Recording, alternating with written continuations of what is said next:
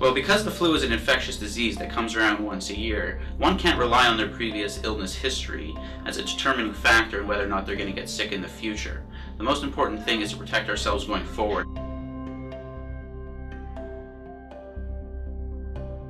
So just because one gets sick with the flu and recovers doesn't mean that they can't pass that illness on to somebody who may be much older and have a much weaker immune system. One has to think about not only protecting themselves, but protecting those around them. Part of developing an immune response and the ramping up of antibodies is a mild reaction that can trigger a low-grade fever. This can happen with any vaccine. This is not getting the flu, and the flu shot absolutely cannot give you the flu.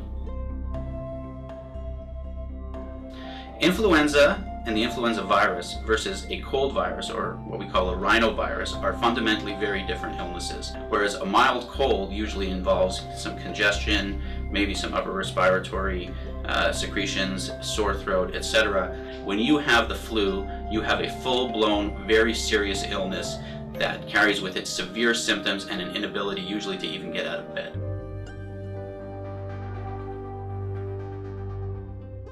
If we are really serious about preventing the spread of influenza in our community, we have no better and more effective tool than influenza vaccination.